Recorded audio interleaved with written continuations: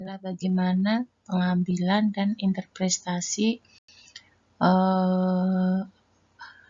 dalam pengambilan darah arteri.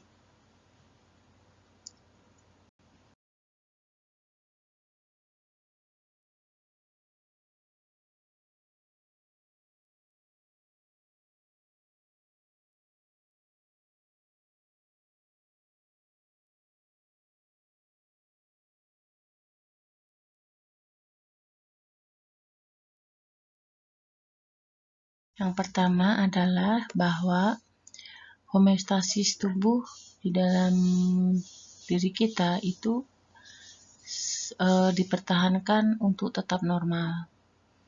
Jadi homeostasis itu adalah menjaga keseimbangan tubuh kita. Nah, salah satu cara adalah dengan mempertahankan pH darah dalam keadaan normal. Kemudian, apabila ada gangguan keseimbangan asam basa dan pH darah, itu dapat mempengaruhi fungsi organ vital kita. Nah, sehingga untuk melihat apakah ada gangguan keseimbangan asam basa atau tidak, itu dilakukan evaluasi dengan menggunakan analisis gas darah, ya. Nah, apa sih analisis atau analisa gas darah? Adalah suatu pemeriksaan yang melalui darah arteri dengan tujuan untuk mengetahui keseimbangan asam basa dalam tubuh, mengetahui kadar oksigen dalam tubuh, dan mengetahui kadar karbon dioksida dalam tubuh. Jadi analisa gas darah ini adalah pemeriksaan darah yang diambil dari darah arteri, ya, jadi bukan darah vena. Itu untuk mengetahui keseimbangan asam basa yang ada di dalam tubuh, kemudian kadar oksigen dan kadar CO2. Nah, pemeriksaan gas darah arteri dan pH ini sudah secara luas digunakan sebagai pegangan dalam tata laksana pasien pada penyakit berat akut dan menahun, ya. Jadi biasanya analisa gas darah ini untuk terindikasi pada pasien yang sudah berat, ya. Nah, komponen dalam evaluasi analisa gas darah ini meliputi beberapa nilai. Yang pertama adalah pH. Jadi, pH darah itu mewakili seluruh keseimbangan asam atau disebut dengan asidosis dan basa yang disebut alkalosis yang terjadi di dalam tubuh kita. Nah, kemudian evaluasi komponen yang kedua adalah tekanan parsial oksigen atau PO2. Ya, P itu adalah parsial, ya, tekanan parsial. Kemudian kalau tekanan parsial karbon dioksida PCO2 itu adalah menyediakan mengenai ventilasi atau komponen respirasi dalam keseimbangan asam basa. Jadi ini kebalikan dari PO2. Nah, saturasi oksigen itu adalah tetap diperiksa oksigenasi 3 dan 4 yang harus tetap diperiksa pada pasien dengan penyakit kritis, ya. Ada penyakit kritis yang mengalami sesak napas itu biasanya dilakukan pemeriksaan saturasi oksigen. Kemudian konsentrasi bikarbonat. Nilai rujukan untuk HCO3 atau bikarbonat itu adalah 22 sampai 28 mmol per liter. Nilai yang kurang dari normal itu dapat mengindikasikan asidosis metabolik, sedangkan jika nilainya lebih besar, itu mengindikasikan alkalosis metabolik. Jadi, kalau ada kelainan dengan bikarbonat HCO3-nya itu pasti akan mengarah ke arah gangguan metabolik. Dimana normalnya itu 22 sampai 28, kalau dia kurang dari 22 berarti dia asidosis metabolik, kalau dia lebih berarti dia alkalosis metabolik. Nah, komponen evaluasi nilai untuk analisis gas darah berikutnya adalah base axis atau kelebihan basa. Apa itu? Konsentrasi basa yang dapat tertitrasi pada suatu larutan untuk mencapai pH 7,4 pada tekanan 40 mmHg. Jadi ini adalah BE itu adalah kelebihan basa, ya, adalah merupakan konsentrasi basa yang tertitrasi. Jadi dia suatu basa yang tertitrasi untuk mencapai suatu tahapan pH normal dengan tekanan CO2-nya adalah 40.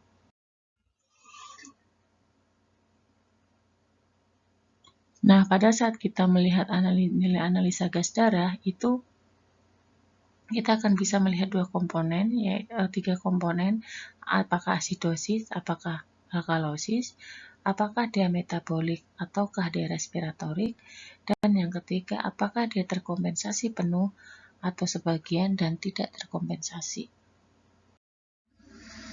Nah, kalau kita berbicara tentang keseimbangan asam basa, yang pertama kita akan berbicara tentang konsentrasi ion hidrogen dan pH.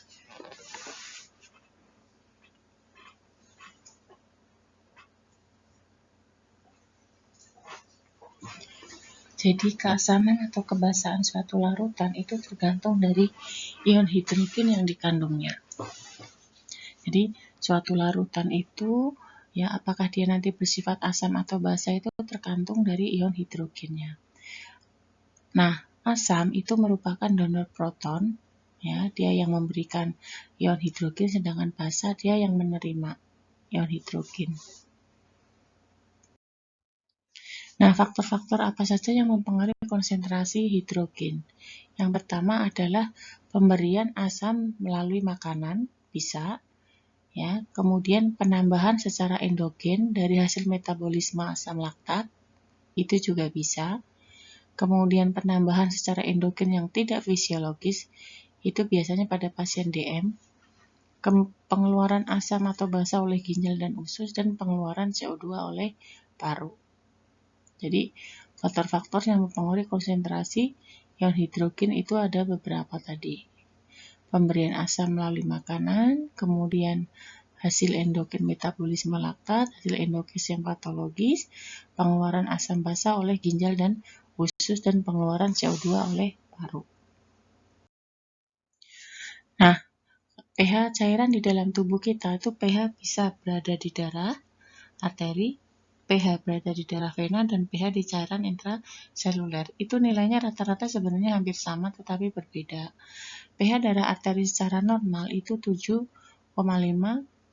7,35 sampai 7,45. Di mana pH terendah itu 6,8 dan pH tertinggi biasanya 7,8. Tetapi rentangnya adalah di 7,35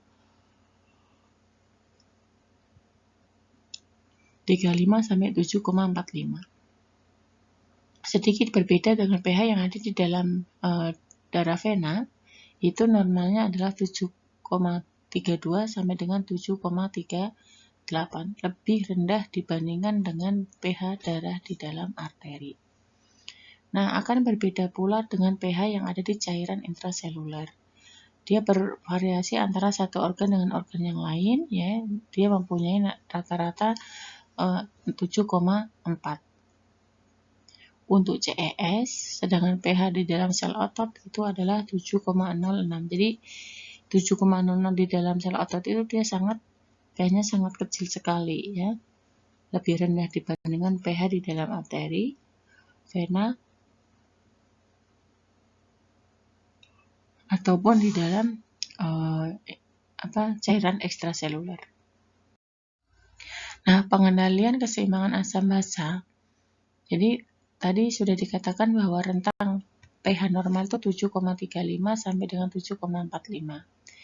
Keseimbangan asam basa ini dikendalikan oleh buffer, ya. Kemudian bagaimana sistem pernapasan seseorang dan bagaimana fungsi ginjalnya.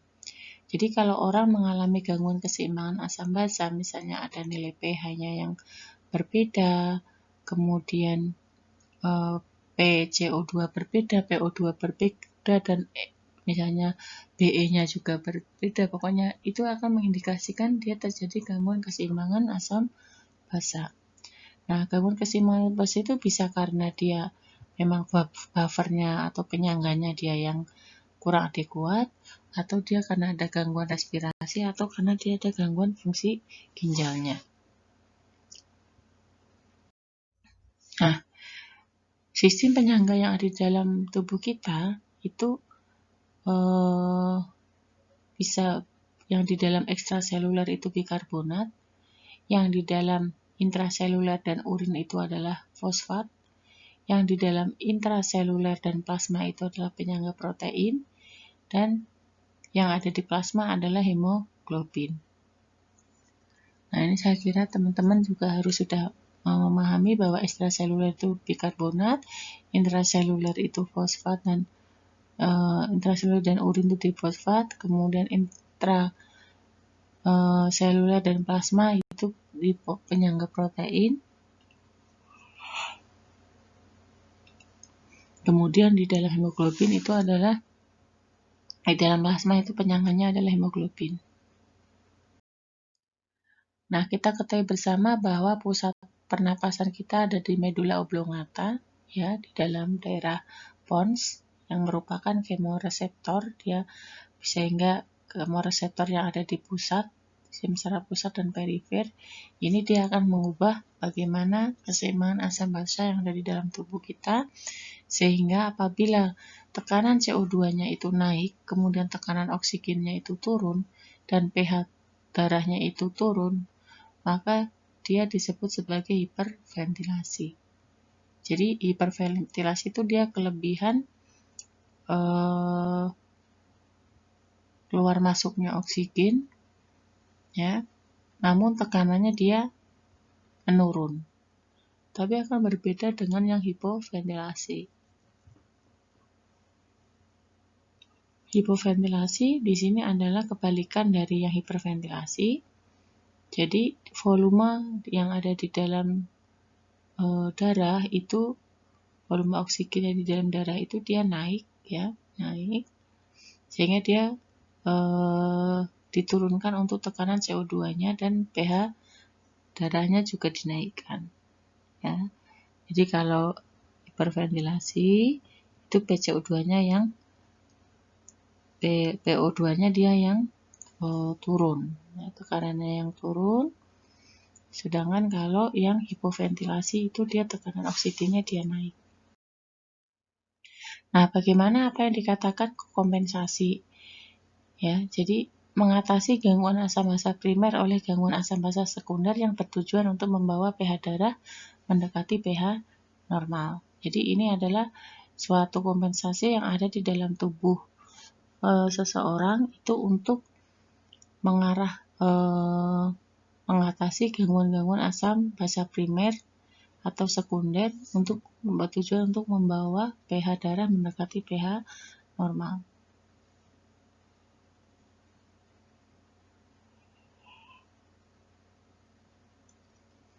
Nah, kompensasi dilakukan dengan yang 3 tadi, ada penyangga, respirasi, dan ginjal.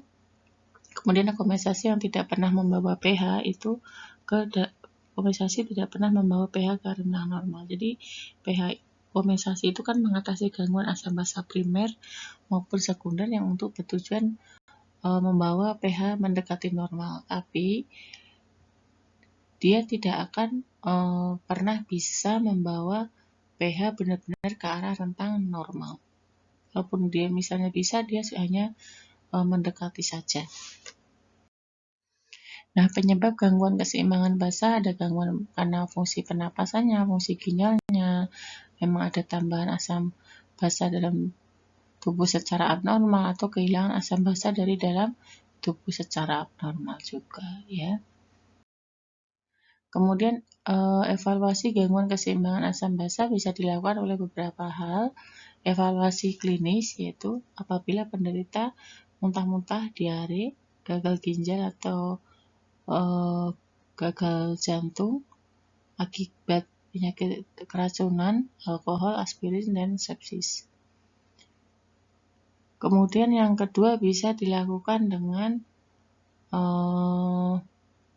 uji laboratorium, di mana analisis pH dan gas darah dari pH, tekanan CO2 dan HCO3-nya, kemudian bagaimana pemeriksaan kadar elektrolitnya, kemudian parameter lainnya bisa base axis, total CO2-nya, dan standar bikarbonat. Nah, jenis gangguan keseimbangan asam basa di sini adalah gangguan asam basa sederhana dan gangguan asam basa campuran. Jadi kalau yang sederhana itu disebabkan oleh satu gangguan primer, tapi kalau campuran itu lebih dari satu gangguan primer.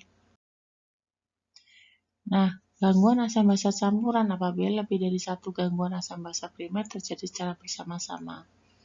Gangguan ini sering terjadi pada pasien yang dirawat di rumah sakit, terutama dengan keadaan kritis.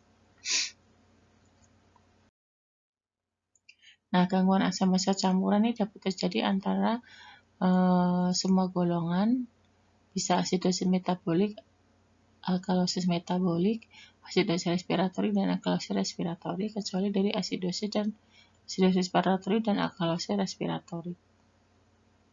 Jadi kalau asidosis respiratorik dan alkalosis respiratorik itu sudah tidak bisa dilakukan koreksi lagi. Ya.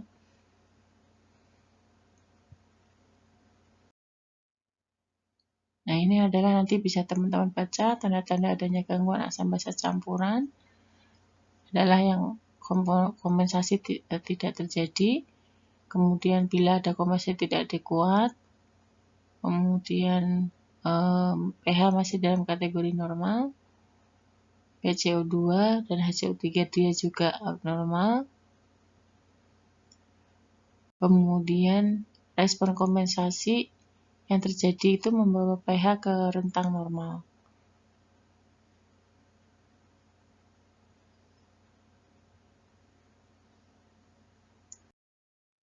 Nah, keadaan klinik dengan gangguan keseimbangan itu banyak sekali. Teman-teman bisa membaca ya, contohnya misalnya yang asidosis metabolik, contohnya dia insufisiensi ginjal, kemudian RTA atau renal tubular acidosis, kemudian hipoaldosteronis itu adalah kekurangan hormon aldosteron, ya. Jadi dia kalau misalnya dia nanti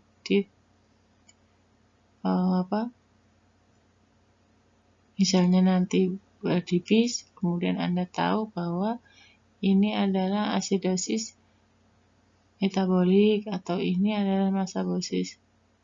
Itu silahkan ya. Jadi ini silahkan dipelajari contoh-contoh dari masing-masing kelabah.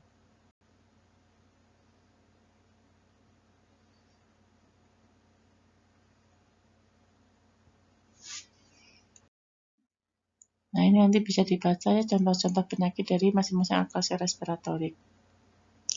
Jadi ini analisis pH dan gas darah ya di yang dijaga dalam suhu konstan rata-rata 37. Terus kemudian darah spet ini kita masukkan ya ke dalam pembuluh darah yang kita inginkan.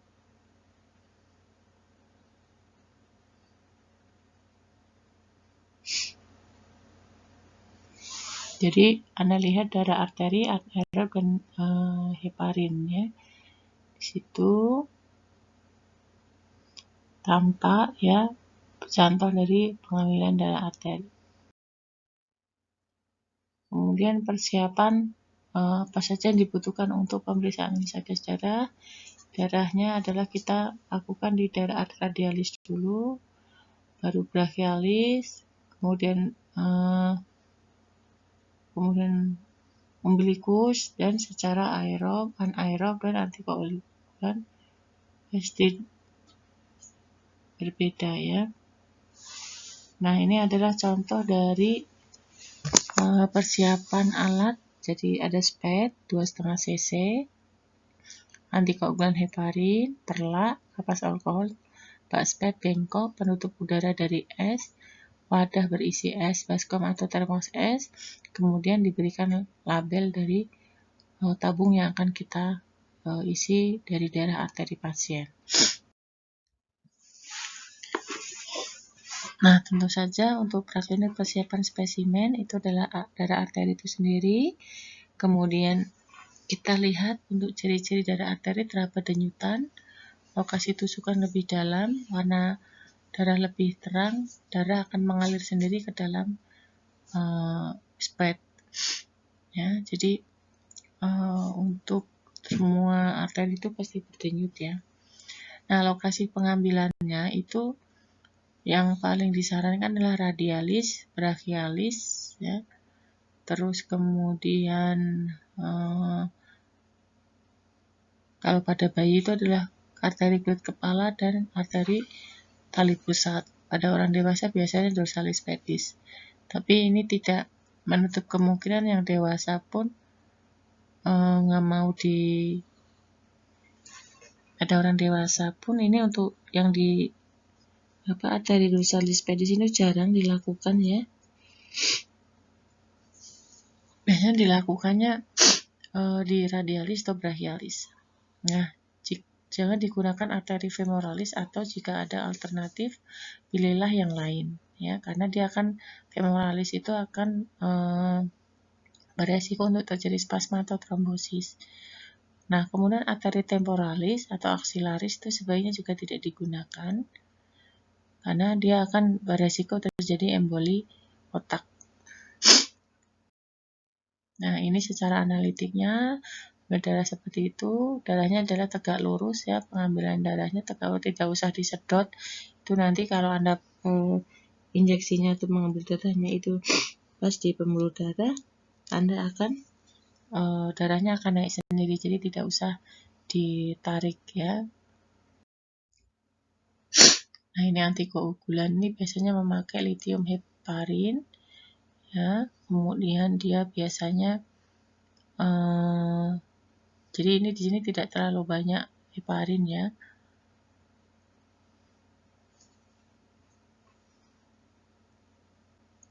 Nah, apabila dia lebih dari 15 menit, maka ini akan mengakibatkan sumbatan yang ada di dalam pembuluh darah tersebut. Nah, pemeriksaan analisis gas darah ini bisa bersumber dari beberapa kesalahan, dari pengambilan sampel bukan arteri, penanganan yang tidak tepat, kontaminasi sampel, kemudian pengaruh suhu dan kalibrasi. Nah, untuk hasil yang optimal, itu sampel diperiksa dalam waktu 5 menit, tidak diperkenankan diperiksa lebih dari 15 menit tanpa ice water.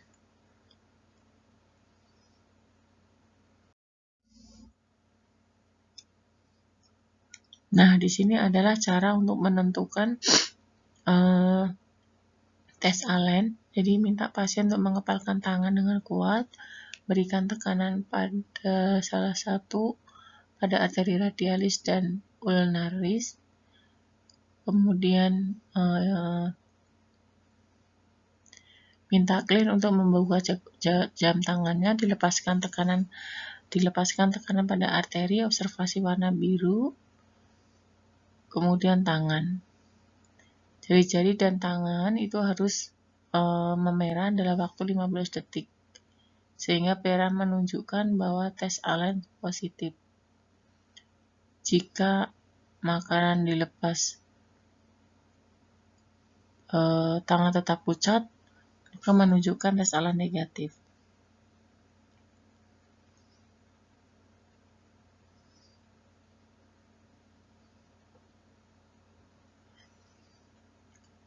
Nah, komplikasi yang terjadi adalah apabila jarum sampai menembus peritoneum lumbal, perdarahan, kemudian cedera saraf dan spasma otot.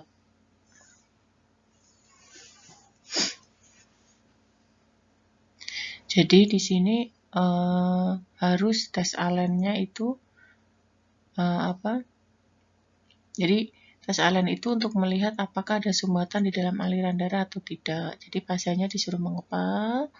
Nah, kemudian tekan di radialis atau ulnarisnya, kemudian buka pelan-pelan, lepaskan tekanan arteri pada jari-jari, ibu jari dan tangan. Jari-jari dan tangan tuh harus memerah dalam waktu 15 detik. Itu baru tes Allen yang tes positif.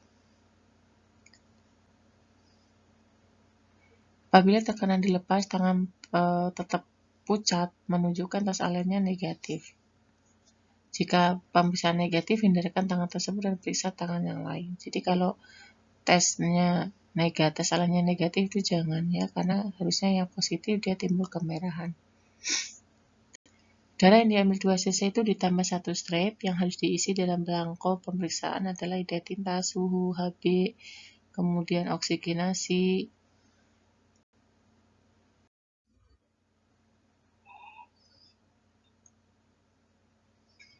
Ini adalah proses pengambilannya. Saya kira nanti teman-teman bisa membaca sendiri. Nah, indikasinya analisa gas urin untuk apa? Untuk penyakit-penyakit paru obstruksi penahun, kemudian udem dan pulmoneri, kemudian pasien akut kasus distress syndrome, infak miokard, pneumonia, dan sebagainya. Dan kontraindikasi adalah apabila tes alertnya dia negatif, ya. Kemudian denyut arteri tidak terasa, selulitis, kemudian antikoagulopati. Nah, ini adalah analisa gas darahnya, ya, normal di 37 sampai 75, PCO2 35 sampai 45, kemudian HCO3 22 sampai 26. Itu yang ada di dalam arteri. Dengan PE adalah min 2 sampai dengan plus 2 cm. Min 2 sampai dengan plus 2 ya. Tapi kalau pada vena itu bisa 0 dengan plus 4.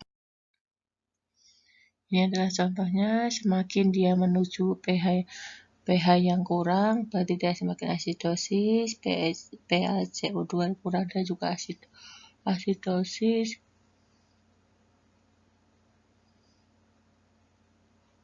H2O dia lebih banyak, kemudian PE-nya di rentang min 2 sampai dengan positif 2. Nah, ini adalah cara teknik, ada grid SOS AGD.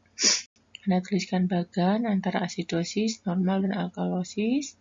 Kita akan tentukan berapa nilai pH dalam keadaan normal, apakah asidosis atau alkalosis, ya. Jika pH darah berkisar 7,35 sampai dengan 7,39, berarti itu interpretasinya normal meskipun dia cenderung mengarah ke asidosis. Jadi semakin dia berkurang nilainya, dia akan semakin asidosis atau semakin ke kiri. Nah, kemudian lalu tempatkan nilai tersebut dalam kolom normal pada SOS grid tadi. Kemudian pada pH yang berkisar antara 7,41 sampai 7,45 itu interpretasinya masih normal.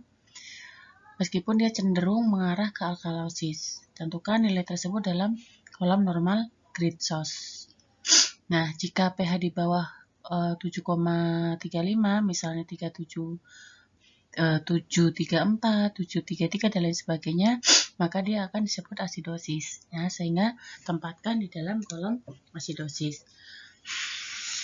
Begitu sebaliknya, jika pH di atas 7,45, maka dia akan alkalosis, tempatkan dalam kolom alkalosis.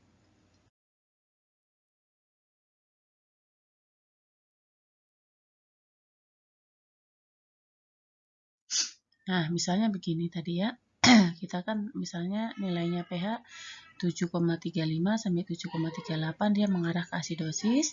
Kalau dia 7,41 sampai 7,45 dia mengarah ke alkalosis, ya.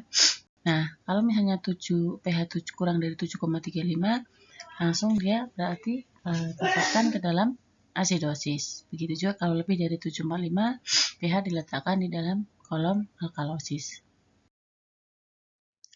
Kemudian langkah yang keempat adalah tentukan apakah PaCO2 dalam keadaan normal, sehingga dia masuk apakah asidosis atau alkalosis.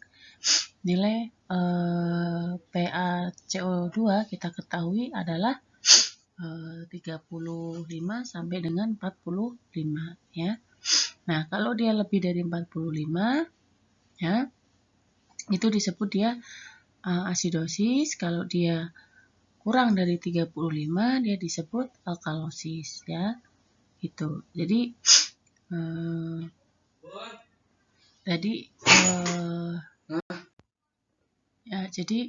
nilai PaCO2 kan 35 sampai 45. Jadi ini memang sengaja dibalik supaya untuk memudahkan, ya. Jadi kalau dia PaCO2-nya dia lebih dari 45, dia lebih bersifat asidosis. Kalau kurang dari 35, dia bersifat alkalosis.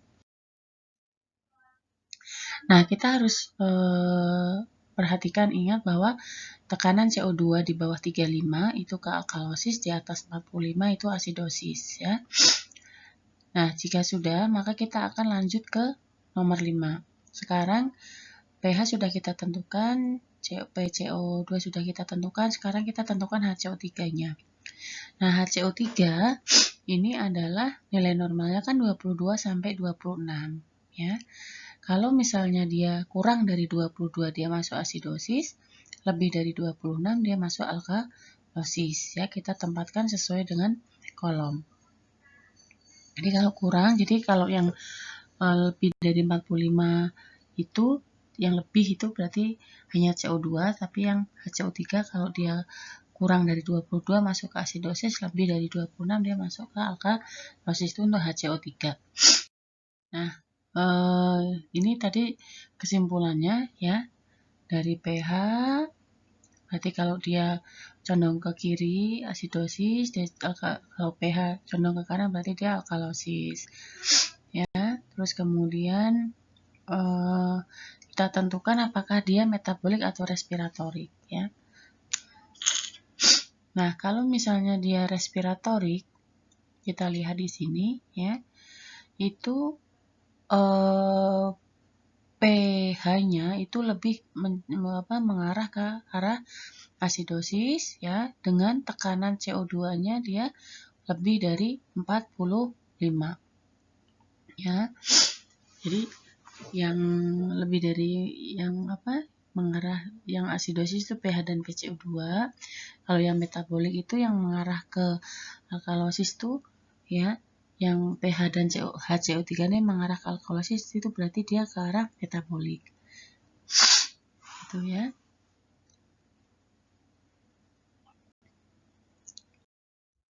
Nah, kemudian pH terdapat. Nah, ini cara menghitung yang tadi apakah dia respiratorik atau metabolik. Jika pH terdapat dalam kolom yang sama dengan PCO2, maka respiratorik. Jika pH terdapat kolom yang sama dengan HCO3, berarti dia metabolik. Jika pH dalam keadaan kolom normal dan tidak ada nilai PaCO2 dan HCO3 di bawahnya, maka tentukan apakah nilai tersebut lebih cenderung mengarah ke arah asidosis atau alkalosis. Jadi, kalau misalnya PCO2 atau HCO3-nya itu dia cenderung pH-nya cenderung mengarah ke mana ya, itu kita tentukan dulu lebih mengarah ke asidosis atau ke alkalosis. Nah, untuk kita perlu ketahui apakah pH itu cenderung ke yang mana, ulang bahwa pH itu kisaran antara 7,35 sampai dengan 7,39 itu ke arah asidosis, tetapi kalau lebih dari 7,47 itu lebih ke arah alkalosis.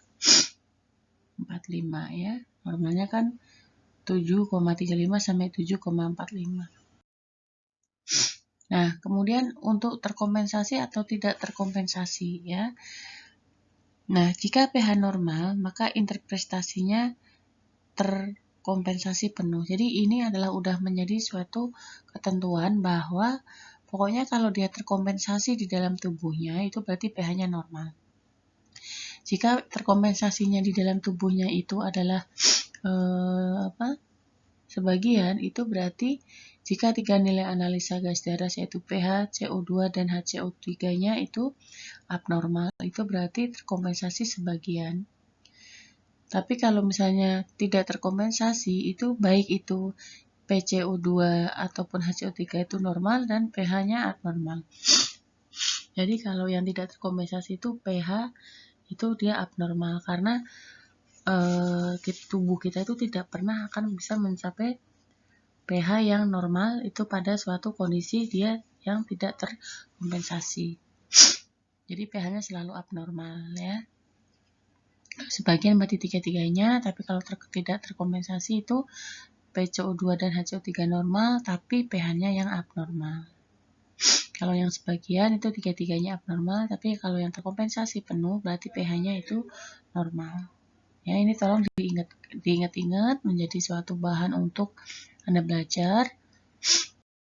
Nah, jadi kesimpulannya bahwa dalam penentuan analisis gas darah itu ada beberapa komponen yang harus diketahui bahwa pH adalah keseluruhan keseimbangan asam dan basa.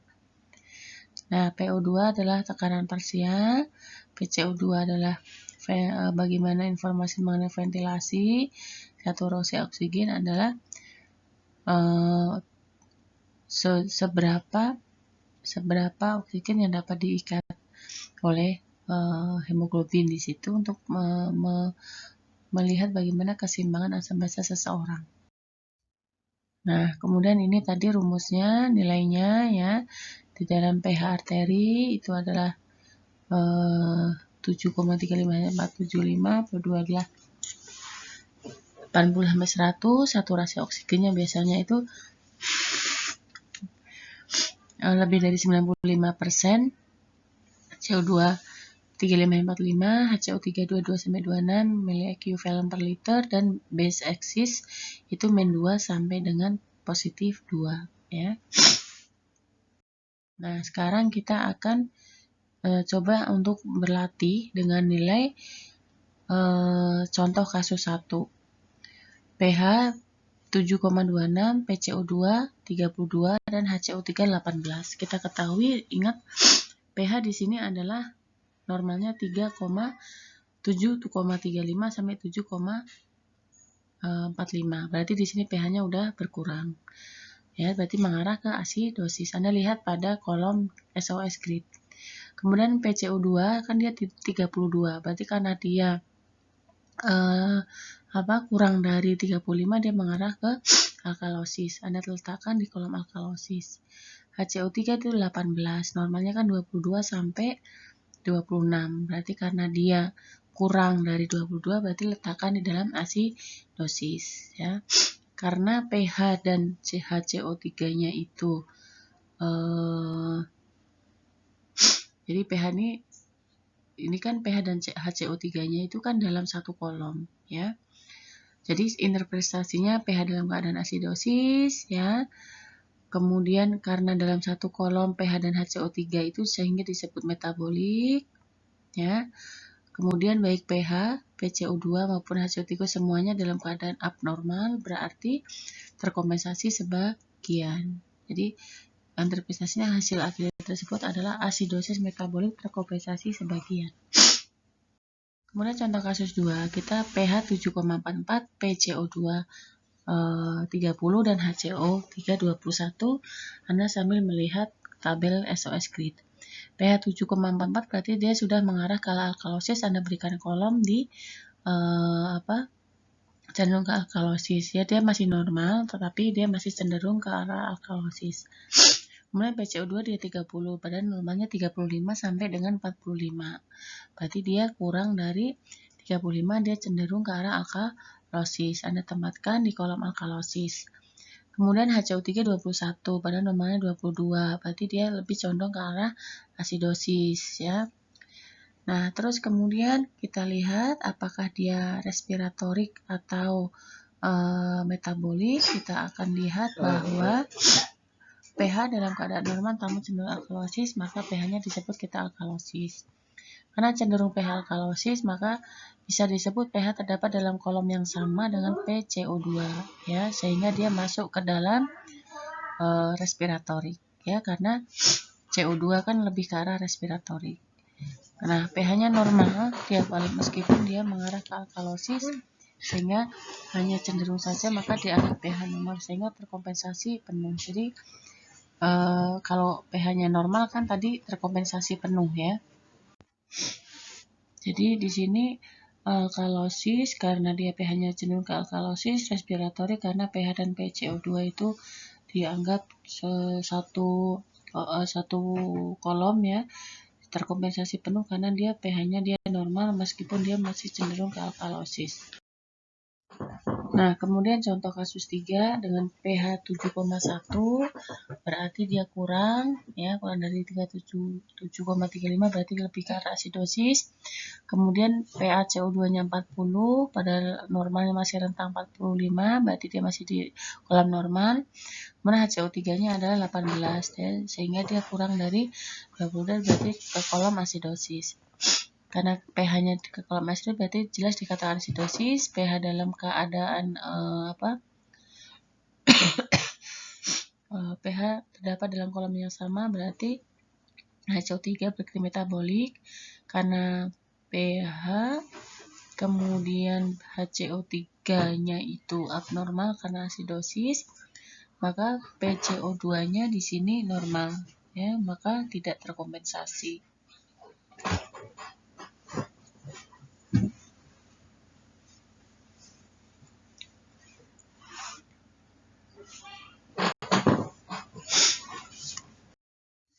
Nah, di sini adalah kesimpulan dari tabel keseimbangan asam basa sederhana, ya.